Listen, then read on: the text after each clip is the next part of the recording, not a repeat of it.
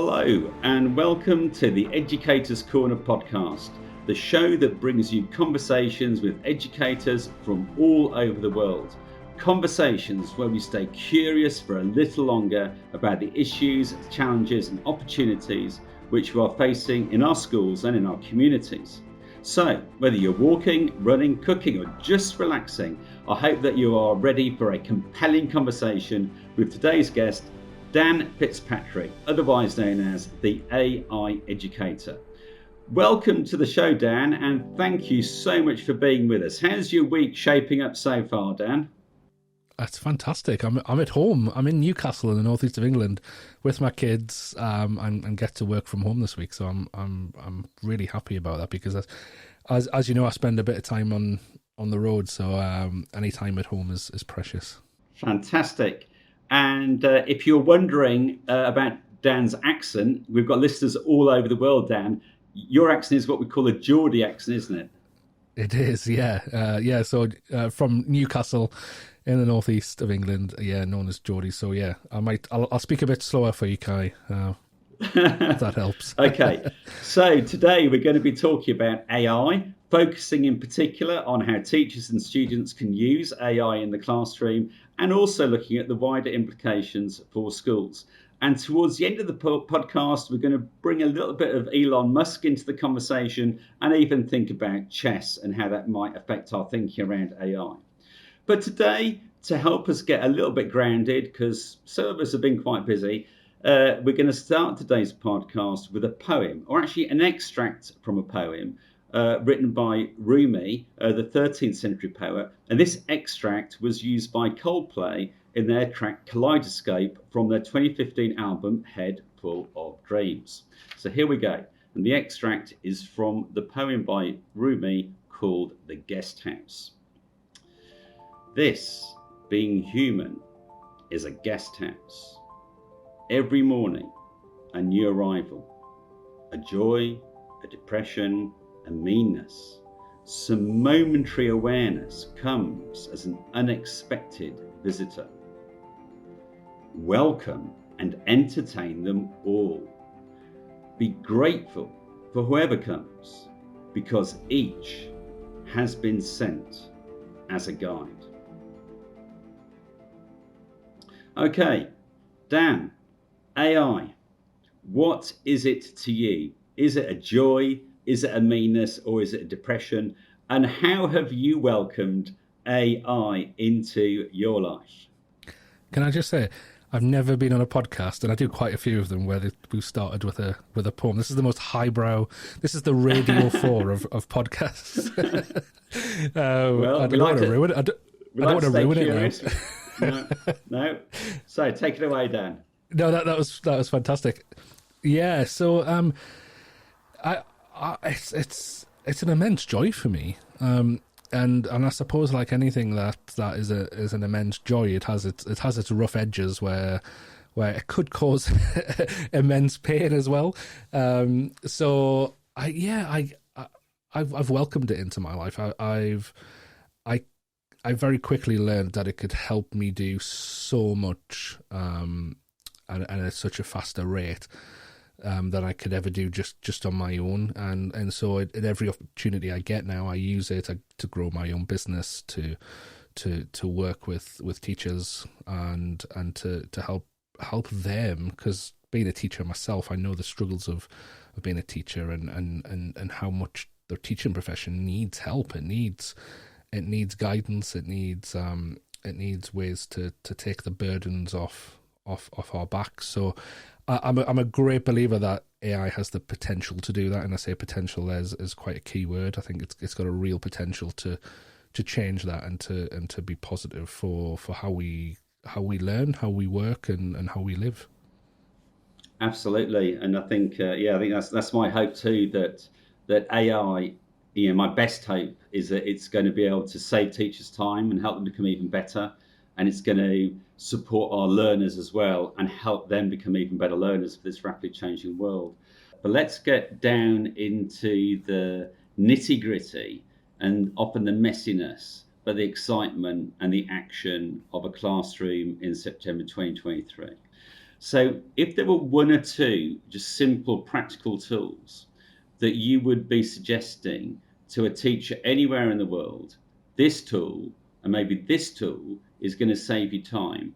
At the moment, what would those one or two tools be that you think, in your many months now of experience with ChatGPT, give us a couple of practical examples of how AI can help teachers save time in the classroom? Why we all need to be engaging with this? Yeah, I'll mention three tools, and they're all three tools which I've had no current or past partnership with. So this is not influenced by anything other than I think they're just great tools to use. I think the first one is, and it's probably an umbrella of tools. It's a tool like ChatGPT, which you can get a free account. It takes like a minute to create it, and you've got access to ChatGPT. If you're a Google school, you might want to use Google Bard. Bard.google.com will get you there. Completely free to use as well. There are other ones as well, but ChatGPT is my go-to, and I think it will be for a while to come. I think this is. Let me just focus on that tool for a second. I think the entry point to AI, in fact, the entry point to any technology, pretty much in the whole of history, has never been easier. Because this technology doesn't need you to know essentially computer coding to use it. You don't need to learn some advanced skills to use it. You don't need to press buttons in a certain way to use it. As long as you're familiar with something like a WhatsApp conversation, you can use one of the most powerful tools that's ever been created, because you use it with natural human language. So if you can write a sentence, you can use one of the most powerful tools. If you can write a paragraph, you can get some of the most powerful output from one of the most powerful tools that's ever been created. And it's as simple as that, really. Does it take practice? Of course it does. But it's mainly literacy practice. It's I don't think anything's ever forced us in a way, unless you're writing a book and you've got an editor on your back or something like that. Nothing's ever really forced us to really articulate ourselves and communicate in such precision before.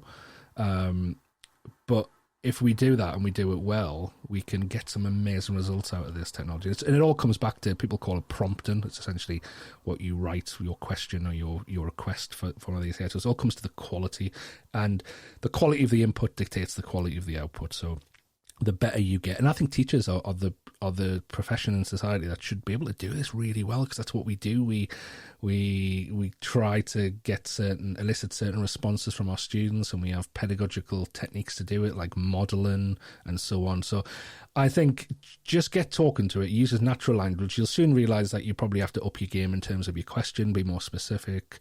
But I think that will help. And I'm amazed, and I think I did this with your school a few weeks ago, Kai, where I introduced what ChatGPT is, and then I say something like, and so it can do this, and I put a video up on the screen of it literally just writing a letter for a head teacher of inviting parents to a parents' evening. And I still hear gasps in the audience of people going, oh my goodness, it just literally wrote a really good letter in under 10 seconds. And I think once you start having those and wow moments, as they are, then you start going, but I wonder if it can do this. I wonder if it can do that. And then you'll start delving deeper and deeper and deeper. And by that point, the only limitations on this tool really are what you can think of to get it to do. And that's a real limitation. And I come across that all the time. And I think that's why sharing resources and sharing ideas is so important.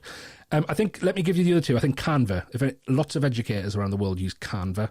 You get a free account. In fact, you get a free pro account, which is their high-level account, just for being a teacher. You send them some proof you're a teacher, and they give you a free account. Within that free account, that free pro account, you get access, I think it's to about 10 different AI tools.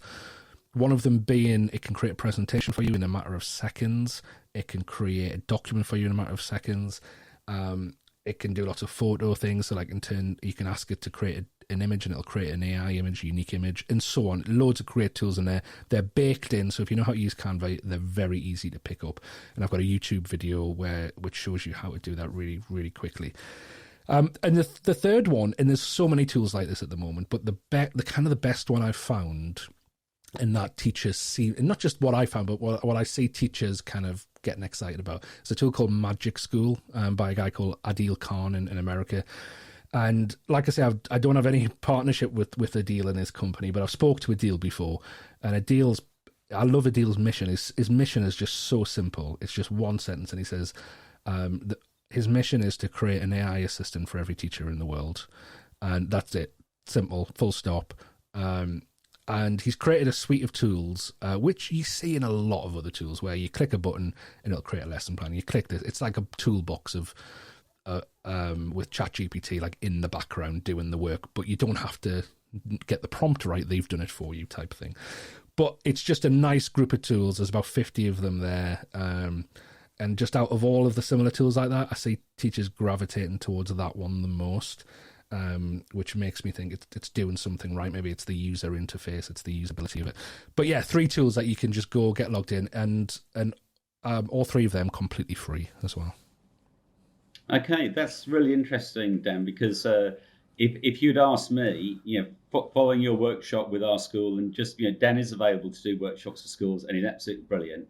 But I'd say the 3 things that since you came to my school a couple of weeks ago, and you got everybody really excited about AI and how it can be used in the classroom and across the school, I'd say, those 3 things you just mentioned are probably the ones that I've heard staff are now been using even more of, or started to use since you arrived. So Google Bard, ChatGPT. I also use Perplexity for what you would call text to text.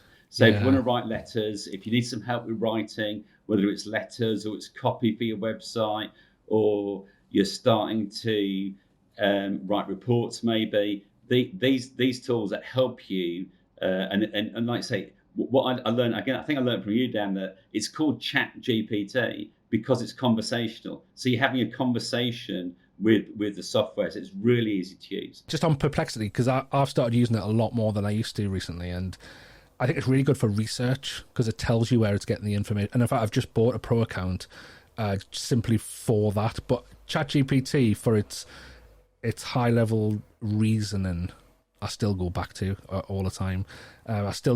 Perplexity still just doesn't feel the same, although I get something that ChatGPT can't give me in terms of that research level stuff. I then take it back to ChatGPT, but that might just be me. Okay, yeah, so just because of Perplexity, one of the advantages of Perplexity actually shows you the sources, the websites, wherever that it's drawing the information from. But if you want to follow up with Dan's website after show, you'll also see a range of tools that he's got on there. And he also supports teachers find their way into this myriad of tools that are out there. And you've got some really good little sort of support mechanisms to help teachers make sense of everything, haven't you? Yeah, it's so the website is AIEducator.tools. That's the name of the website. And essentially all we did was very early on, there was so many new tools coming out and so many not great tools like being created by people who aren't teachers, who are just they call it a skin on ChatGPT, so essentially just creating a very basic platform that sits on top of ChatGPT.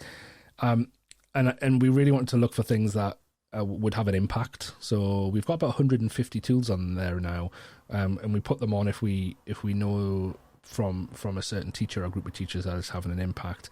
And you can search them. I think that's the key bit, really. I mean, it's not rocket science, but you can essentially filter the repository by what it does, if it's paid or not paid, is it made for education, or is it just a general tool, and so on. So it just helps teachers find things more bespoke that they can try out faster, rather than seeing something pop up on Twitter or LinkedIn and then forgetting what it was a week later, things like that. So it's just trying to make life easier, I think. So as I was discussing with Kat Place from Jubilee Park Primary School in the first podcast in this series, we were really encouraging teachers anywhere, leaders anywhere, educators anywhere. The first step is to start to play with this technology, so you've got some sense of what it can do and maybe what it can't do. And Dan's website and those tools I've just mentioned, those are really great entry points into starting to appreciate what this technology can do for you in your school. Moving on now to the students, have you got any thoughts there about teachers, educators working with young people? Is this something we should be using directly with students yet? or as we play with the technology, have you got any thoughts about how we might start to use it with students, Dan? Yeah, it's interesting. I think one of the most used AIs at the moment is in Snapchat. So you can go on, and to be honest, I've never used Snapchat, but apparently when you go on, you can talk to an AI like you would talk to a friend, like through a messaging, and obviously a lot of our young people are on there.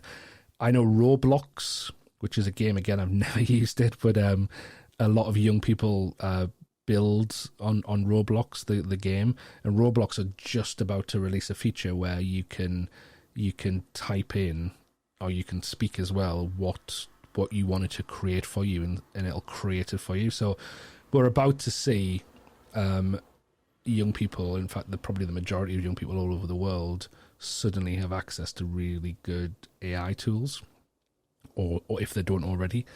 So it's interesting then for the classroom, because we still got a lot of issues with using AI with students in the classroom, because AI is essentially a machine that is data heavy, and that's an understatement. And obviously there's a lot of issues when it comes to data. A lot of these are new tools, so they're not always regulated in the right way, and so on. So there's a lot of restrictions with what we can use in the classroom.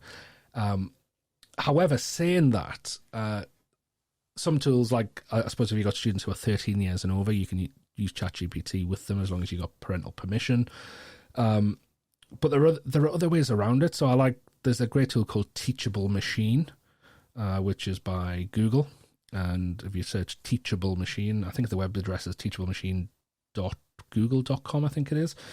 And it essentially is a way that students can start training their own AI. And again, I've got a video on my YouTube channel of this where literally within 10 to 15 minutes, you can train your own AI model to recognize the difference between certain images or certain sounds or certain movements.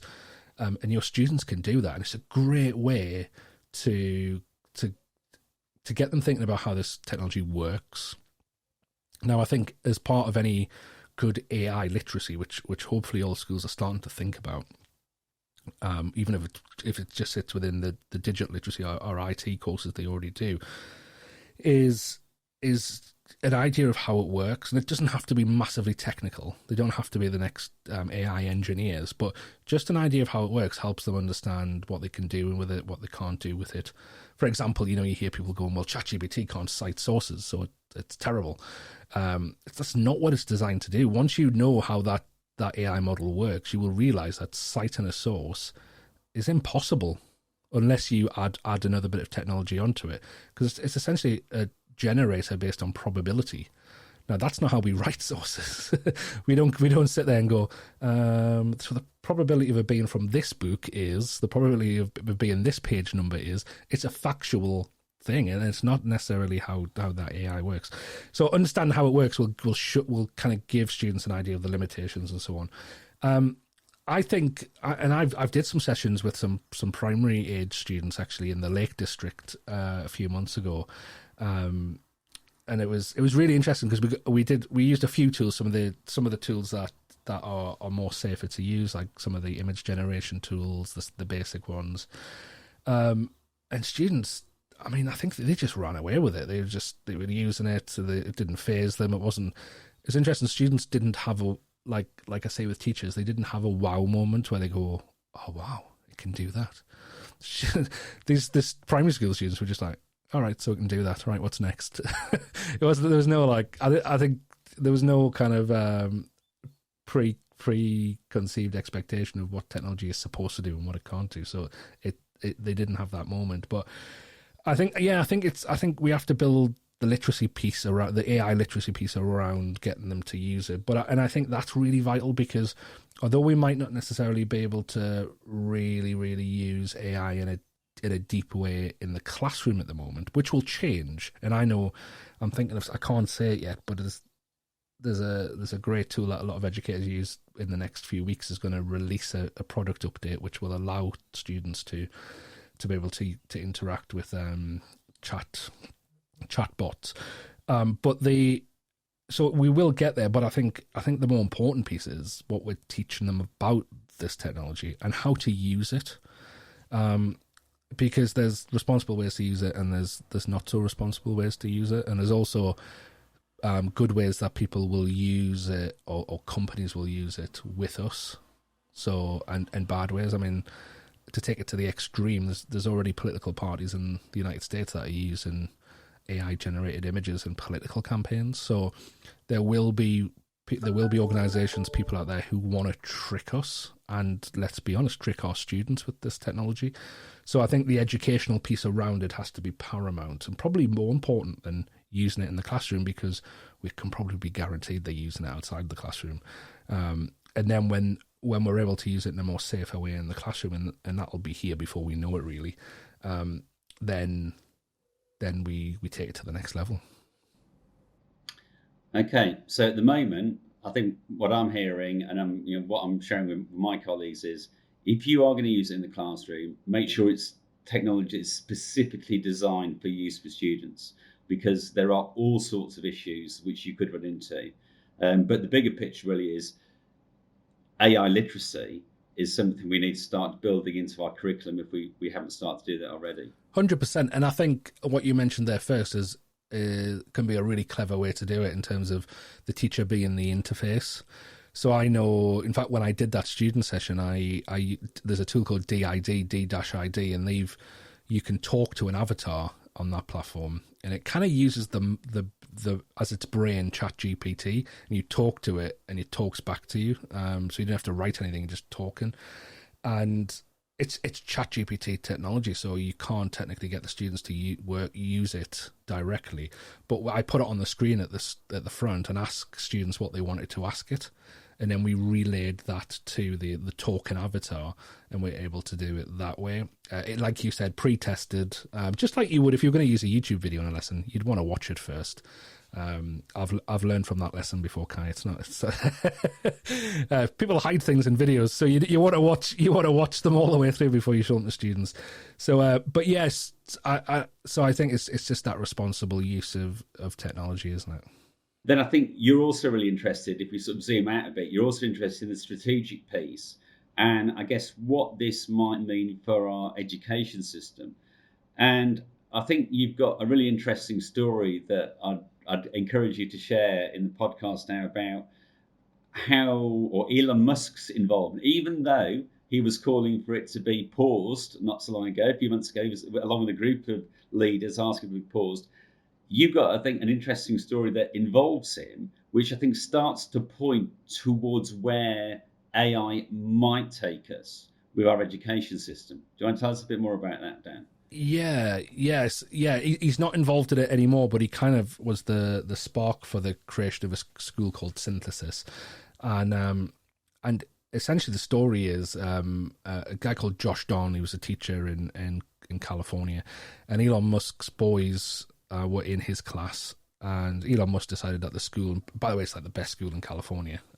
It's literally where like anyone who has got the money and can afford it will send their kids. It's the best school. But he decided it wasn't the right school for his boys, wasn't doing what he wanted.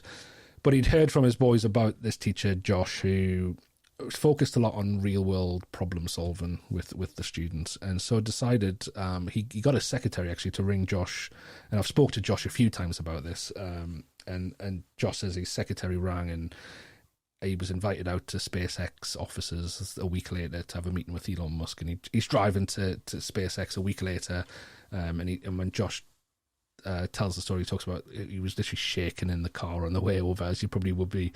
And essentially, he met with Elon Musk, and Elon Musk said to him, "Look, I want you to leave your job first of all, and I'm going to give you one of the conference rooms here at SpaceX. I want you to start your own school, and my kids are going to come along, and some of the kids of the other rocket scientists at SpaceX are going to come along, and I want you just to play with them, to get them problem solving, get them working on things that are real world related, get them failing. I think that was one of the key things as well, get them failing at things and within that process."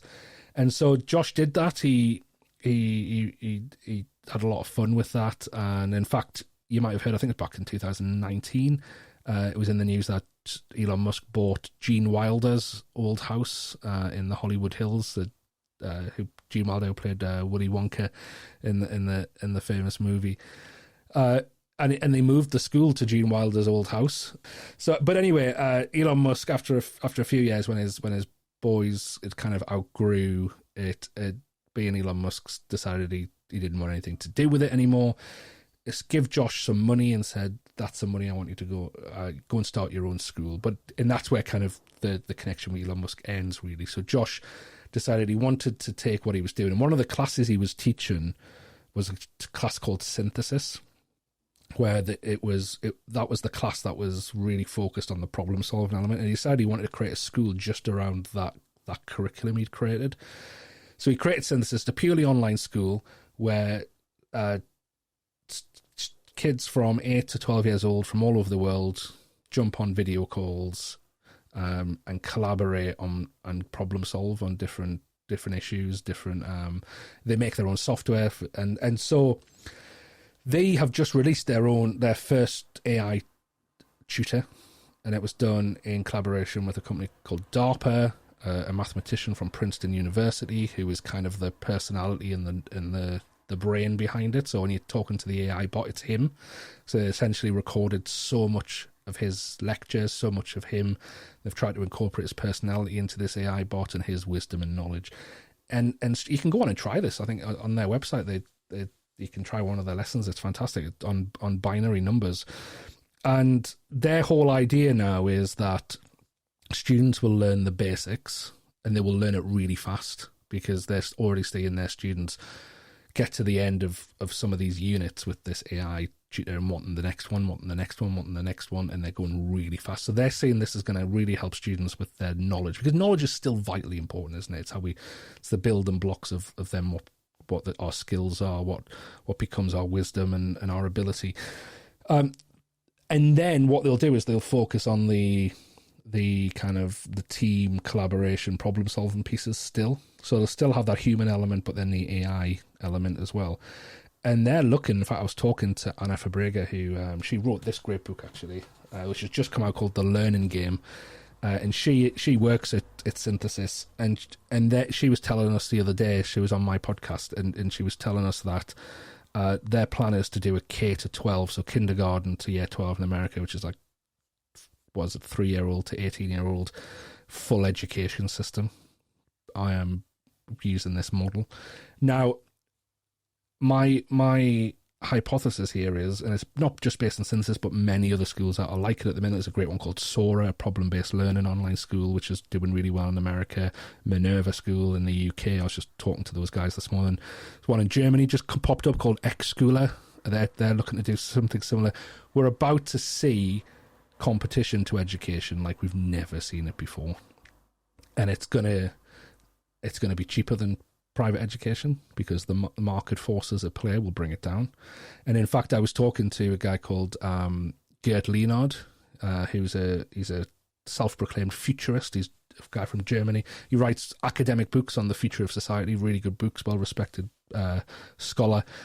And he predicts that within the next few years, we're about to see a new $1 trillion company emerge, with like a Google or an Apple, but this time it'll not be a tech company, it'll be an education provider.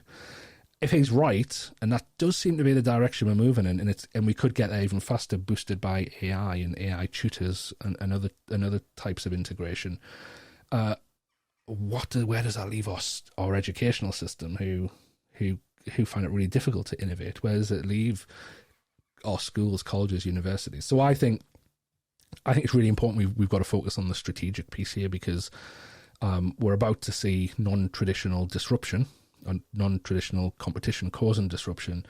And so we need to get out of that "this is the way we've always done it" mentality. This is how we do things. We're restricted by exams and so on, and move to a new place. I think that's really gonna help our students.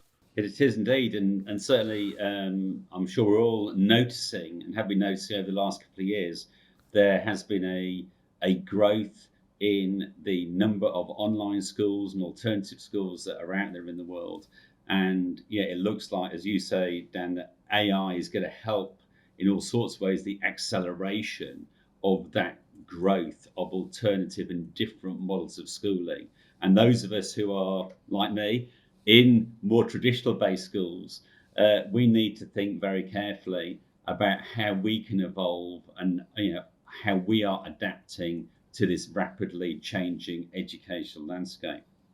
So I'm going to take you back down into the classroom just for a couple of minutes. When you came into Brit School Muscat just a couple of weeks ago, you caused a lot of thought, and we invited our colleagues, my colleagues, to pose some questions, which we could then pose to you in this podcast. So I've got a couple of questions for you. So first of all, I've got a teacher in the primary school who's responsible for the computing curriculum, and his question is, should I teach AI as part of the Year 6 computing curriculum? 100%. And I think it goes back to what we were saying before. The AI literacy piece has to come first. They're learning anyway. They're learning from their friends. They're learning from YouTube videos. Don't think that because you're not telling them something that they're not learning. They're probably learning more from YouTube and from their friends than they'd ever learn from you as a teacher. No offense, but that's just the reality of it. So they're learning about it anyway. I think the idea here would be that you be a balanced view. Hopefully, you be a view that has their best interests at heart.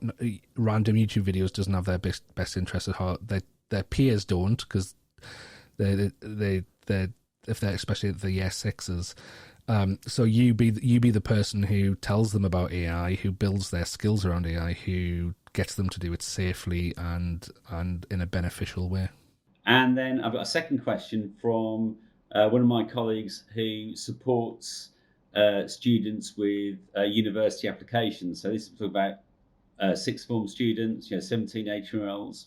So this particular colleague says they've come across articles where colleges have AI detection software to ensure that students have not taken the help of AI, ChatGPT, to craft their college application, essays, personal statements, and so on. In such a scenario, is there any safe, legitimate, yet effective way that students could take the assistance of AI in writing their personal statements or essays for college applications? Don't go to that university. They're outdated. They're not going to survive if they're using that. That's what I want to say. I'll not say that. I think the best way to it's a broader question about how to best collaborate with AI on writing, I think. And I think for me, and again, I'm learning just like anybody else is learning, but for me, I find the best way to do it is to still write my own material, but then I ask. In fact, I shared this on social media yesterday. A prompt that I normally put in, where I ask ChatGPT to critique my writing and give me suggestions and help me reword things. To be honest, I prefer that, because if I get ChatGPT to write something for me, I look at it and I'm like, I want to jump in and change it anyway. So I always find that, and I think key to this technology is outsourcing the doing, not the thinking. We still need that agency of being able to think and be in control. It's part of what makes us.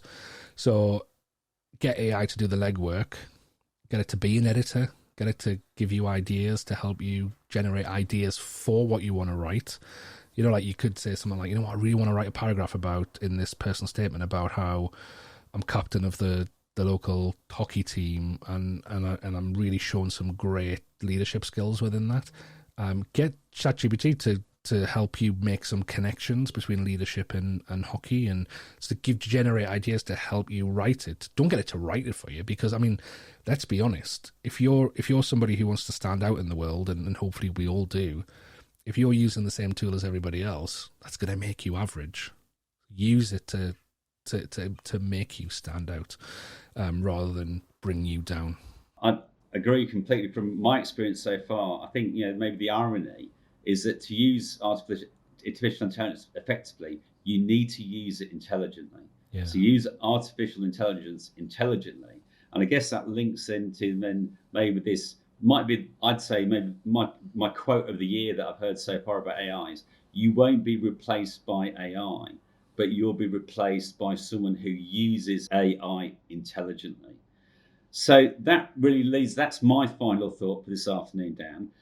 I think you've got some really interesting, another story around chess and how that might help us think about where our AI might take us into the future. Do you want to share that story just to round up for today's podcast, please? And for full transparency, I think I stole this from Sam Altman somewhere along the line. I've probably built on it quite a bit, but yeah, it's essentially if you're as old as I am, you might remember back in 1997. I mean, I said I was 11 years old, but you might be aware that IBM created Deep Blue, which was an AI that was specifically trained on being good at chess, and it beat Garry Kasparov, who was the grandmaster of chess at the time. And Garry Kasparov famously said, "Chess is over." And if you think logically, why wouldn't you say that? Because an AI just beat the best chess player in the world.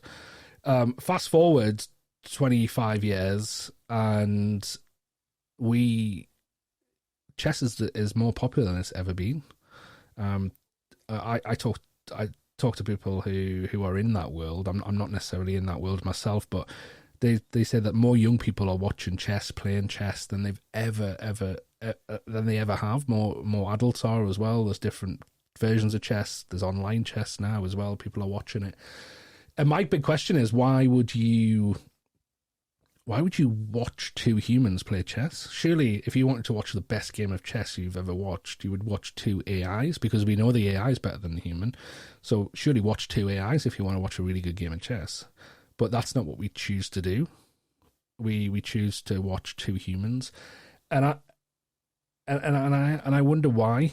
And I think maybe the answer to that question is a similar answer to the question which I get quite a bit, and I'm sure you do too, Kai, about will AI replace teachers? And I don't think it will.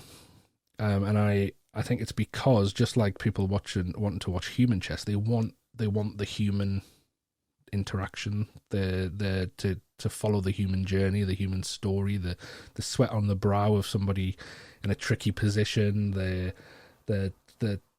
even the failure, the getting behind the underdog, that whole thing of wanting to be part of that human journey.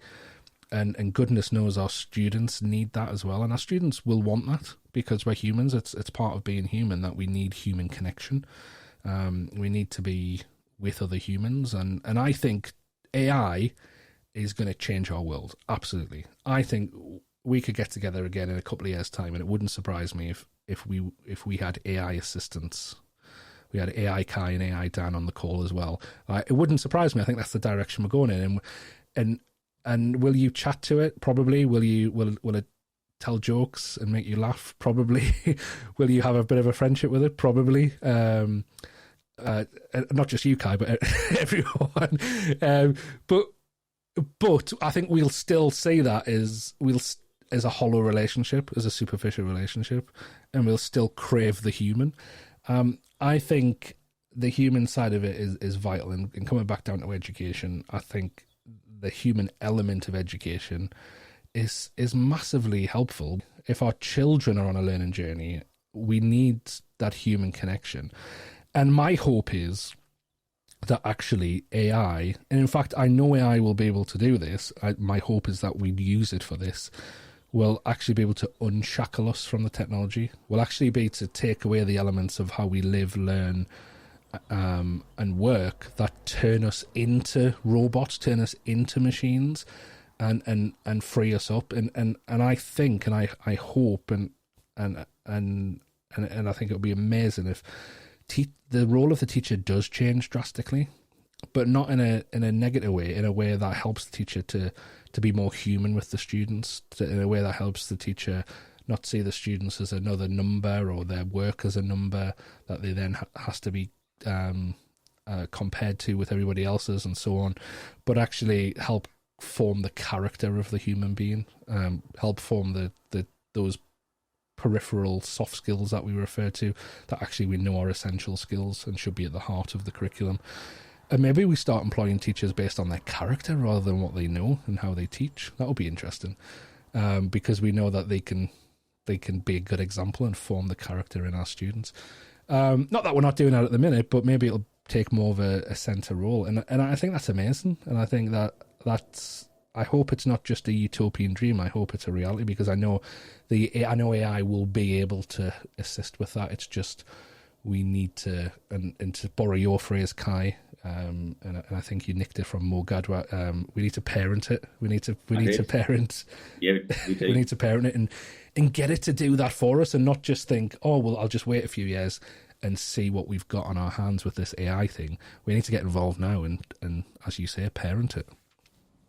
Yeah, we need this regulatory framework. We need these guardrails in place so we can make sure that this unexpected visitor, going back to the beginning, does bring a lot more joy than it brings meanness or depression. And I think you and I, Dan, are very much in the same space, that we think overall, with the right parenting, AI can bring a lot of joy into our schools, whatever they might look like, into our classrooms, and the work of teachers with our students can be even more joyful or better if we can parent it and use it in the right. So thank you for some wonderful, deep thoughts there. Okay, I was just going to say, like a perfect Radio 4 presenter, you packaged that up lovely at the end and made it come back round full circle. Thank you, Dan, for taking time out of your busy schedule. Lots of practical tips there, but also lots of deep and meaningful thoughts. I mean, this is a really exciting time for education. And I think with people like yourselves leading the way and helping others, helping teachers and others in our schools to make sense of this world, and you are doing an amazing job. So thank you for being on the podcast. Thank you for the work you're doing. And if you want to follow up, we'll put some links at the end of the podcast, and you can follow up Dan and the work that he's doing right across the world. It's been a pleasure, Dan. Thank you very much. Thanks, Kai. You've been listening to the Educator's Corner podcast, the show that brings you conversations with educators from all over the world, the podcast where we stay curious for just a little bit longer. The Educator's Corner podcast is hosted by me, Kai Vasher, and produced by Stuart Pardoe, Zoe Snell and Marion James, and by BSM BSS Productions.